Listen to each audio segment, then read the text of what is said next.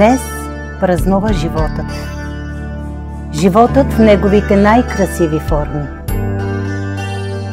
Дошъл е краят на зимните празници. Светът е готов за новото начало.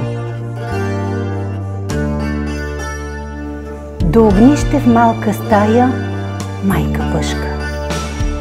До главата й молитва се чете.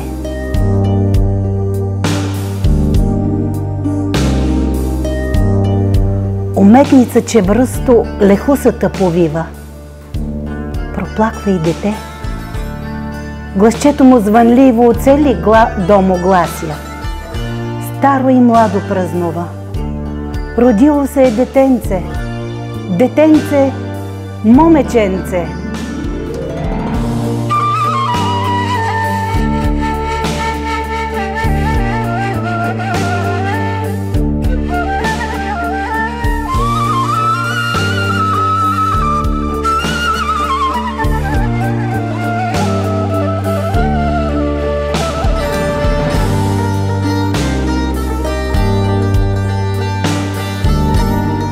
21 януари – Бабин ден.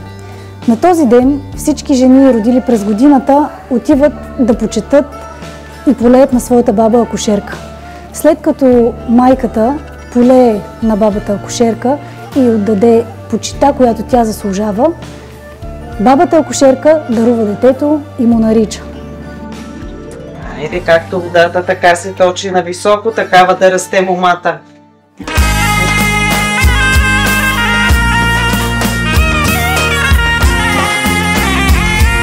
Ви здрави, да ви е здраво детенцето, много радост да ви носи, да стане добър човек, красива жена и добра много.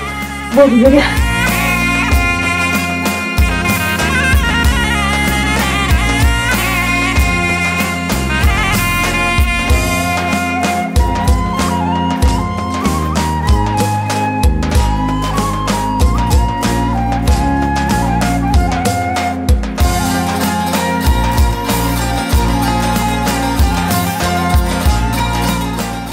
В миналото до 40-тия ден детенцето не било показвано навън. Днес, разбира се, е различно. Но в миналото това било изключително важно, бабиното хоро, защото по този начин детето се посвещава в обществото.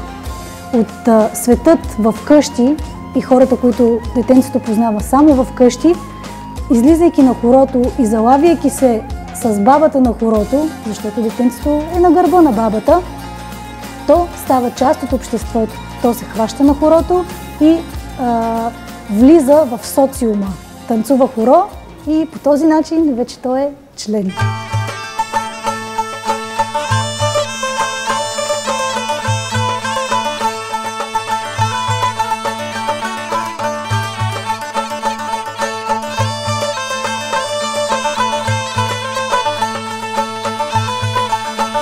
Младо, интелигентно семейство от 21 век, Илияна и Радослав Балеви, вплитат в своя празник, посветен на дъщеричката им, обичаи, ритуали, характерни за традиционния празник Бабин ден. А Бабин ден бележи края на цикъла от 7 новогодишни празника, характерни за нашия роден край.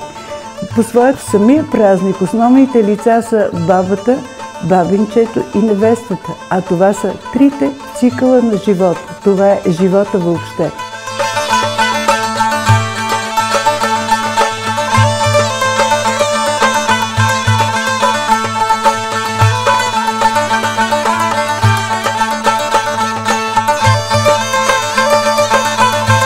Да расте, да порасте, като стройна ела в гората, като тредател в гората, джиздава мома да стане, да върти ергените по нея, както се върти хорото, грижовна стопанка да стане, на свой дом, на своя каща с дечица пълна.